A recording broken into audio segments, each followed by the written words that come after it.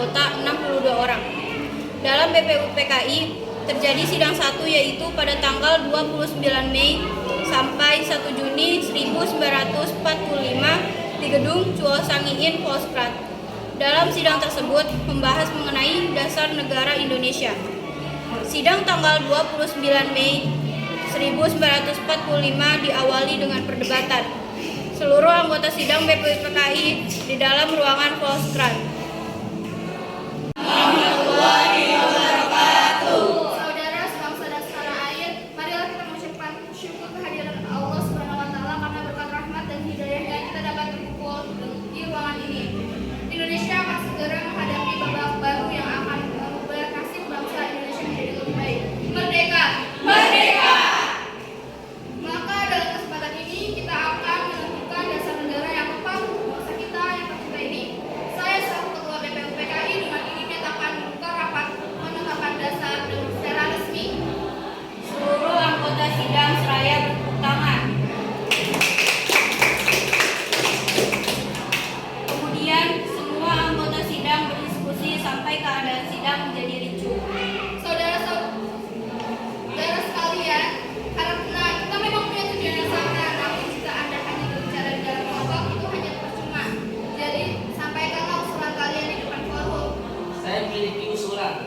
Indonesia merupakan negara yang kaya akan tradisi dan budaya. Jadi saya harapkan kita bisa memiliki dasar negara yang mampu mewakili keberagaman yang ada di Indonesia. Saya setuju.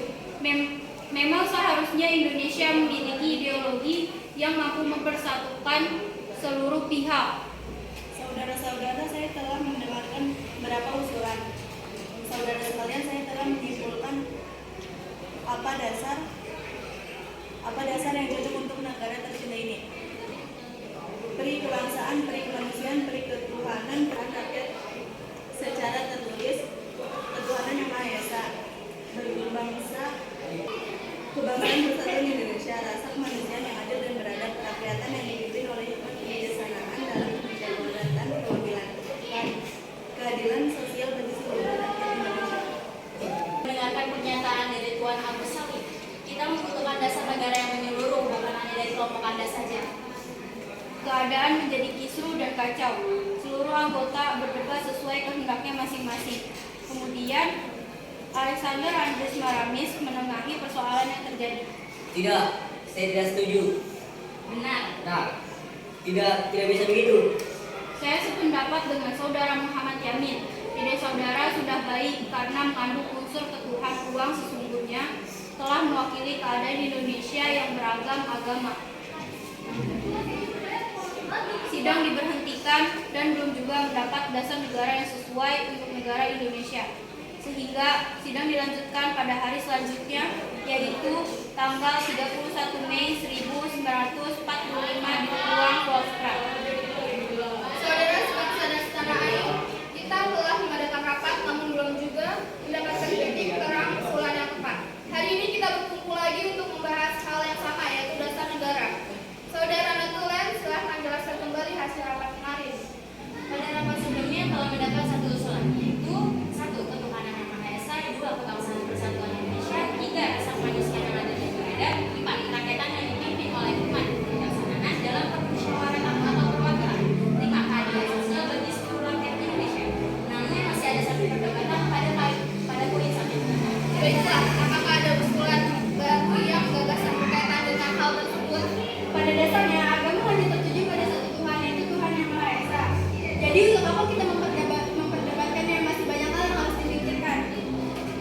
Seluruh anggota sidang seraya bertepuk tangan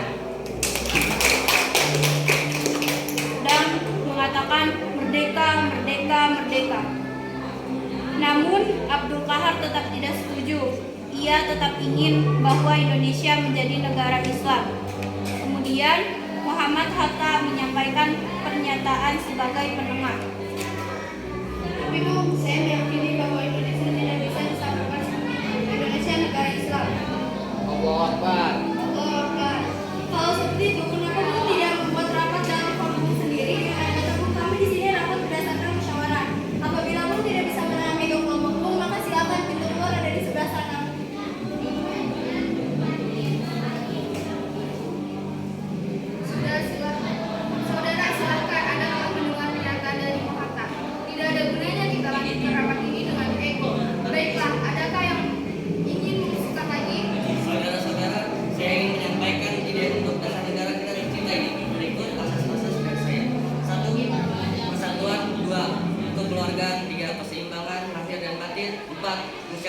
menerima keadilan rakyat.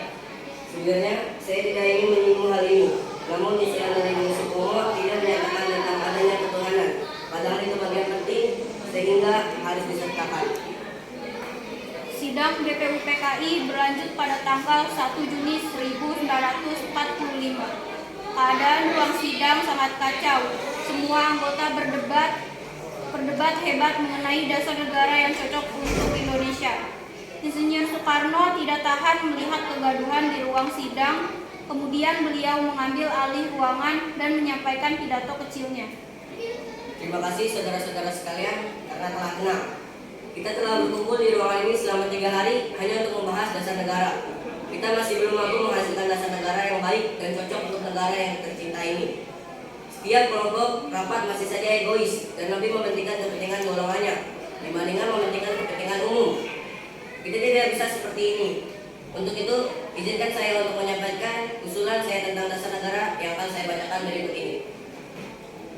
Kita telah berjuang melawan penjajah. Kita telah bersatu memperjuangkan tanah air tercinta. Maka haruslah kita tanamkan rasa persatuan pada diri generasi kita. Hal ini merupakan alasan butir pertama, yaitu kebangsaan Indonesia. Kemudian, bangsa ini merupakan bangsa yang baru lahir. Maka haruslah untuk menjalin hubungan baik dengan negara lain yang telah lebih dulu merdeka dan menjalin hubungan di bidang sosial, ekonomi, dan politik. Hal ini merupakan dasar dari butir kedua, yaitu internasionalisme. Budaya dalam negara kita adalah menemukan suatu masalah secara bersama-sama demi mencapai jalan keluar. Hal ini menjadi alasan butir ketiga, yaitu mufakat. Kita tahu bahwa bangsa kita telah dijajah, maka seluruh lapisan masyarakat bangsa kita harus merasakan apa yang dimaksud dengan kata merdeka. Hal ini menjadi alasan butir keempat, yaitu kesejahteraan sosial. Yang terakhir, untuk merangkum itu semua, kita semua ini beragama bukan? Maka kita harus memiliki pedoman